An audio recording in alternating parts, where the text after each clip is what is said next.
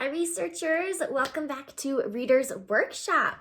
Okay friends, you probably already noticed right off the bat that we have a brand new anchor chart here just waiting for us to paint it with learning. So as you know, we have talked so much about specific text features. We have also talked a lot about how to plan our reading in those nonfiction books. Today we're going to be taking all of that together and working on understanding nonfiction topics. We're working on taking that planning, taking those text features and putting it all together so that we really have a good grasp on whatever topic it is that we are diving into. So let's go ahead and pop that title onto our brand new anchor chart. I'm going to put it off to the side.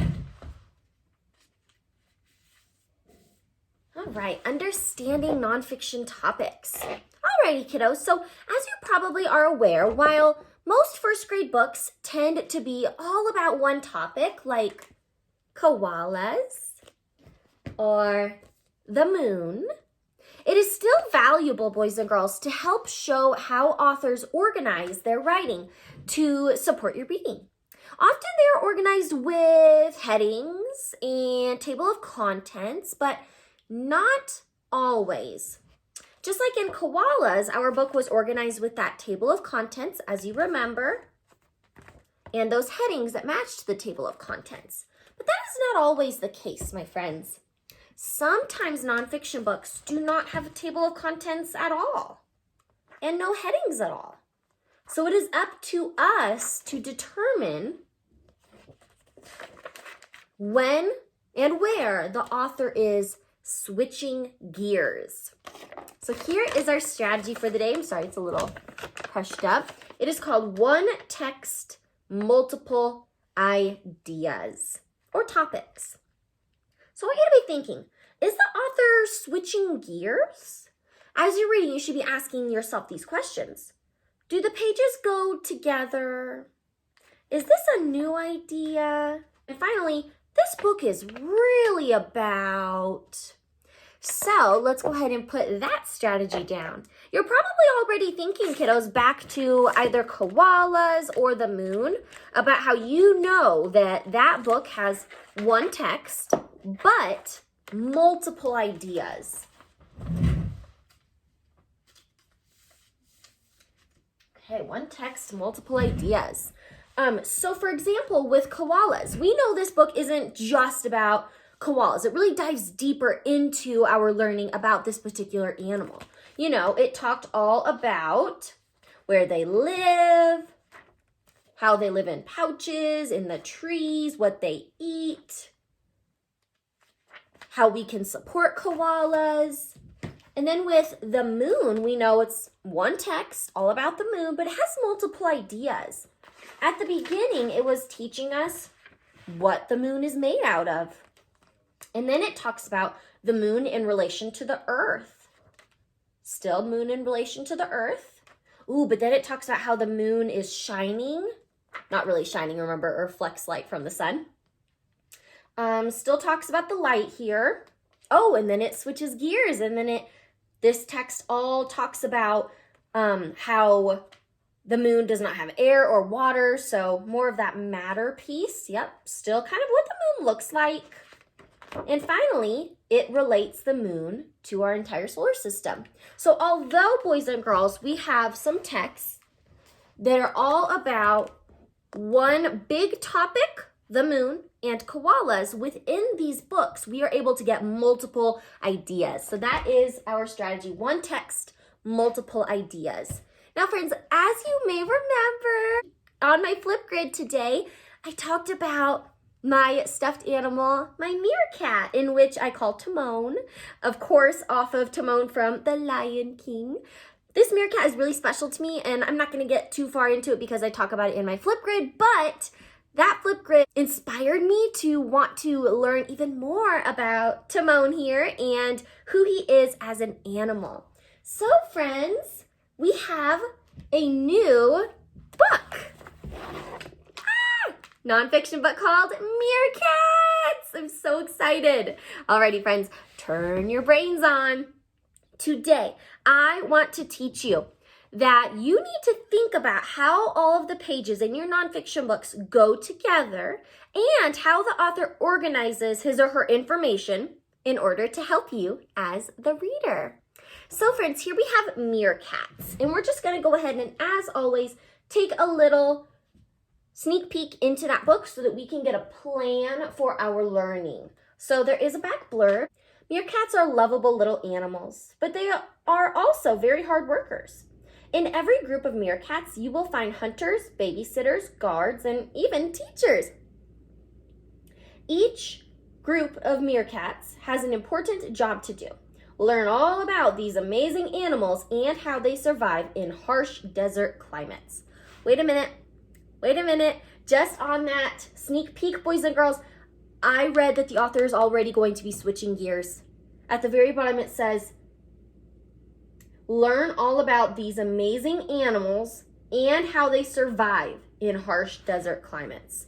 So I already know that we have one text, meerkats. There will be at least 2 multiple ideas, all about the amazing animal and how they survive. Woo, let's see if we can get a little bit more information by scanning and planning. Amazing animals, meerkats. Amazing animals, meerkats. Alrighty, friends, there is a table of contents. We have Chapter 1, A Meerkat's Day. Chapter 2, The Meerkat's Body. Chapter 3, The Mob Rules. Chapter 4, The Meerkat Menu. Chapter 5, Meerkats in the World. And then we just have the glossary, show what you know for more information, and an index, excuse me. Alrighty, friends, so I went ahead and marked all of the different chapters right here. And we're going to go ahead and do a little activity with our scan and plan strategy. We're going to take a peek at the different chapters, but you will not see the headings of those chapters because I want you to see whether or not you can find that one text, meerkats, and the multiple ideas within it. So I want you to kind of guess, based on our little strategy, what these different ideas are all about. So let's hop into it. Okay, so here's chapter 1. I'm gonna go ahead and read this one to you. A small group of meerkats wander through a dry, grassy area of South Africa's Kalahari Desert. They stay close together for safety, and they don't travel far from their burrow. They want to watch over a special entrance hole today. Inside the burrow, a mother meerkat is getting ready to give birth. The father meerkat runs down to check on her and then back outside to look for food with the group. They have been through this a few times before. The mother gives birth to 3 kits. Their eyes and ears are closed. Their bodies have only a few patches of fur. She licks them clean. She nudges their little bodies around to help them figure out how to drink her milk. And friends, I'm doing that same planning strategy of starting with the text and then reading the text features. Another name. Some people call a meerkat a suricate. Suricate. That's because the meerkat's scientific name is Suricata suricata. Cool. Wild words. Meerkats live together in a group called a mob or a colony. The meerkats that have the most young are called the alpha female and the alpha male. All meerkat babies are called kits. Let's see if there are any other pages in this chapter. Oh, there are. After 10 days, the kits' ears and eyes open. When the kits are about 4 weeks old, they stop drinking milk. The adult members of the colony bring food to them. The kits are fully grown when they are 6 months old. They freely move around outside the burrow, soak up the sun, and play. But they also must learn to find food. The kits are taught to hunt by a female member of the group, but she is not their mother. Her special job is teaching. She teaches all the kits in her group how to hunt. She is great at tracking the scent of insects under the sand, and she's an expert at catching and cutting up a scorpion. The kits watch their teacher as she runs her snout along the sand in search of insects. When she hears something moving below the surface, she digs down through the sand with her claws. She sees the insect, jabs at it, and gobbles it down. The kits follow her lead and look for their own places to dig. The older meerkats will continue to bring them food until the youngsters are able to find food completely on their own. Okay, family first. A meerkat is ready to be a mother or father when it is a year old, but it may have to wait until its own mom and dad stop having youngsters. Until then, the young adults must help take care of their new brothers and sisters. So be thinking, my friends, what is this whole section mostly about? What is that idea that we're going ahead and looking into? We have one more page of this chapter. One morning, all the meerkats pop up out of their burrow as they always do. After lying in the sun for a while, they begin to look for food. One meerkat stands on guard and watches for predators. He sees an eagle flying above the colony's territory. He makes a high-pitched peeping sound to warn the group to get ready for a fight. A few adults rush the kits back into the burrow. The remaining adults gather together. They dig quickly in the sand to create puffs of dust. This confuses the eagle and makes the meerkats hard to see.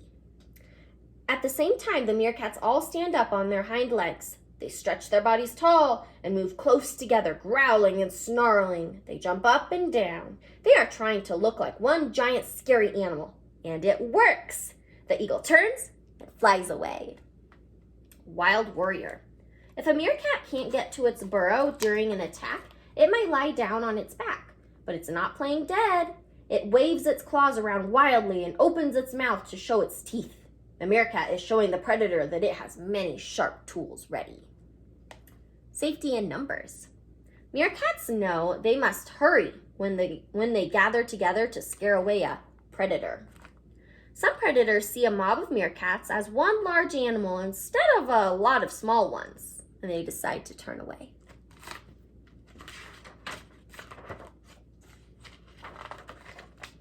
Oh, I can already tell that the author is switching gears. So my friends, let's go back to that first section. I want you to think, what is that first section mostly about? Do all of the pages go together? Yeah, so far. And is this a new idea? So let's go ahead and hop back into that section. And I won't reread, but I'll show you those images as a reminder. I want you to think, what is this section's main idea? Okay, there it is. Okay, why don't you turn and talk or think to yourself, what is the main idea of this section?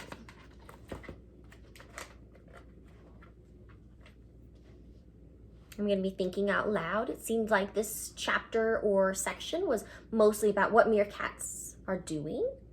It seems like it was telling us about a lot of their activities. So what is this section mostly about? If you said something along the lines of a meerkat's day, da da da da da da da da da, you've got it. Now, friends, because we don't want to take too much of your time, I want you to get an opportunity to do this. I'm just going to show you the images and a sneak peek of chapter 2 so that we can kind of decide what this section is mostly about. We do know that the author is switching gears. We have a new heading, body basics. Okay, so here's that first page in the next chapter. What is the main idea of this section? Face facts. Looks like it's really showing us its teeth. Really showing us its eyes. Dig those claws. Oh yeah, wow. It's also showing us those toes. Okay, and that's the last page from this section. So, do the pages all go together? In this section, yes, but those pages don't necessarily go along with that first section, all about a meerkat's day. So is the author switching gears? Definitely. Is this a new idea? It certainly is. So what is this new idea? What is this section mostly about? I'll show you one more time.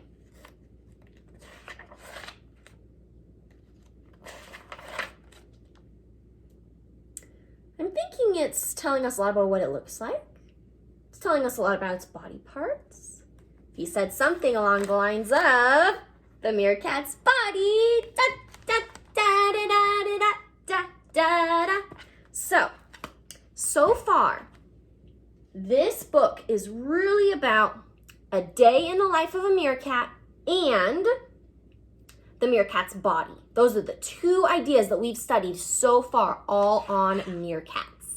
Okay, friends, today and every day when you pick up a nonfiction book, you of course need to plan your learning before you do it. But then once you're into your reading, I need you to always be asking yourself, is the author switching gears? Because every nonfiction book, boys and girls, has one text, but multiple ideas inside it. It is your job to go ahead and decide what those multiple ideas are. What are those subtopics? Our big topic is meerkats, and the two subtopics or ideas that we found so far is a day in the life of a meerkat and the body parts of a meerkat. So very cool. I want you to go ahead and give this a try yourself in a nonfiction book of your choice. Make sure you notice that you have one text and multiple ideas within it. Good luck, my friends. I can't wait to hear what you come up with. Goodbye.